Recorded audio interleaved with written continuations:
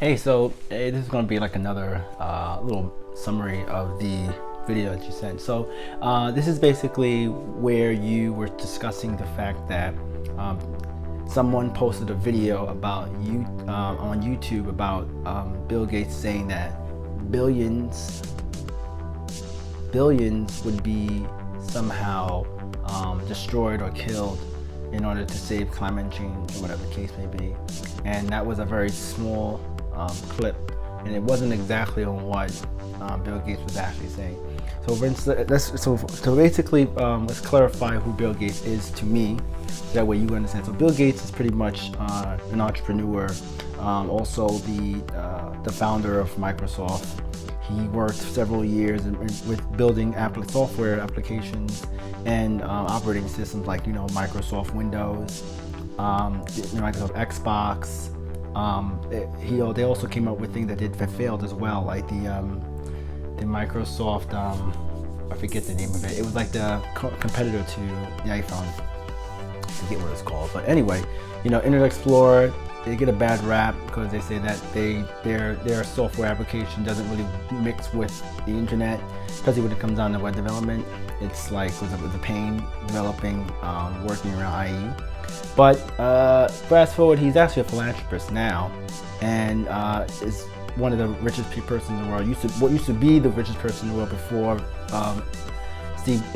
Jeff Bezos became the richest man in the world. And I like him. I think he has a lot to talk about when it comes down to thinking about things in the macro level rather than the micro level. He's been recently spending a lot of time going ahead and campaigning about being more aware of how we resolve poverty, how we can come up with solutions that could help save people's well-being, like education in third world countries. He's mainly in Africa. He's been there as well. Whether this is because he's trying to make money, that's not really what I care about. But I do think that listening to him talking here and listening to what he's basically spoken about, if you could take some time and Google Bill Gates and hear about his things that he talks about in the future. I mean, things he talks about of the future. So with that all out of the way, now we can talk more about what he said. Bill Gates said that he wants to bring CO2 down to zero, and that CO2 is directly is created by people, because plants are what basically they take in CO2 and they release oxygen, and that helps us who breathe in oxygen and take CO2. So because we have this particular loop, it causes problems when we at scale. Countries like America tends to do a lot of things with the energy we get.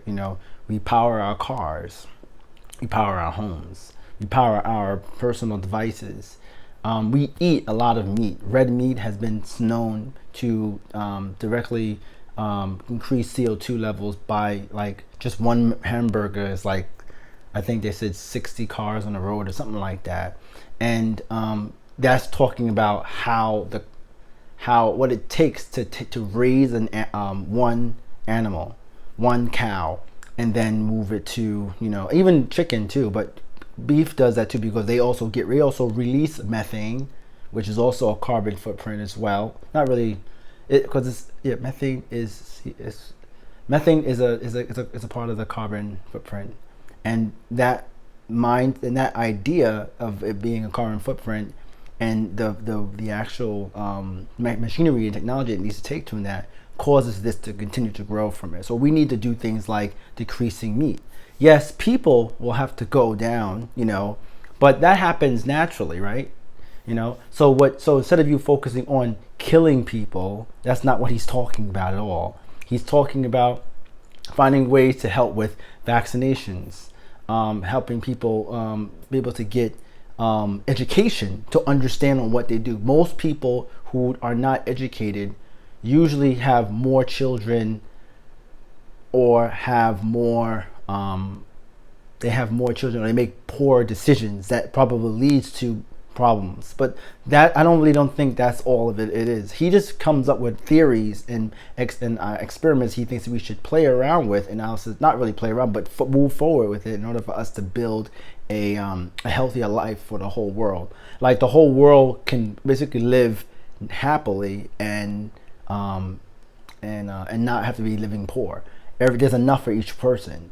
So before we go into that, I just want to go ahead and just talk one more bit about the notes I brought down. He also brought up some books that he said that you should basically be reading. Is Sustainable Energy Without Hot Air, and Our Choice. Our Choice is with Al Gore. He basically also written the Inconvenient Truth back in like 2007, 2008, and he, Al Gore was vice president back in the Clinton years, and then he also talks about we need to focus more on getting the conversation on the table so we can help the division between like U.S. and then China. People who think short term and long term, we don't want that gap to mess up, because people who are always about short term gains, meaning people who work paycheck to paycheck, people who go into the stock market just to short it to get a quick, flipping some money, some here, somewhere, or not focusing on the long-term game, which is basically making sure that everybody who works at the company is comfortable and happy, so they're happy to come back to the job the next day and the next day. Finding ways to look at the things that we are that compares us. No, I'm sorry. Talking about how U.S. and like the similarities between U.S. and China, we should think about that, what we have in common in other countries, and what we all looking for. We all want to live. We don't want to live inside a world that's on fire and we don't have any food and gas. They're saying that it's probably not even like able to be saved by now. But this is some of the things we need to talk about. Geoengineering might be an insurance policy, if meaning they can kind of change how like the geological structure is of our planet in certain places to help like give us more time, like maybe 10-20 years. But there's also like problems because if innovation may be slow, or the climate, people are usually skeptical too. People who are like don't think climate change is an actual thing. So how's it point to you? What do you think you need to go ahead and do? You actually probably have to focus more on what you are actually doing every day in your life. I mean, like maybe should we all start eating vegan or vegetarian now? Should I get rid of my car? Should I go ahead and ride a bike to work? What else is there?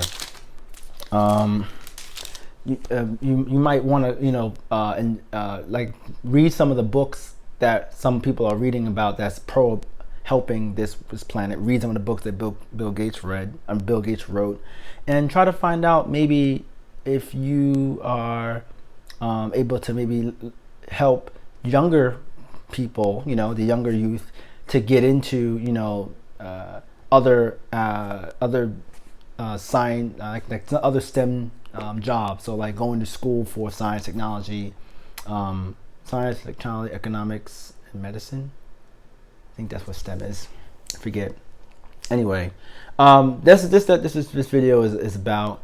I'm going to stop my video for the day, and I just want to let you know that this is what we need to take care of. This is why having social media is actually important, because you can quickly ask somebody out there these questions, and you can search for people out there who have those questions, and then they can point you to people that can find these things out.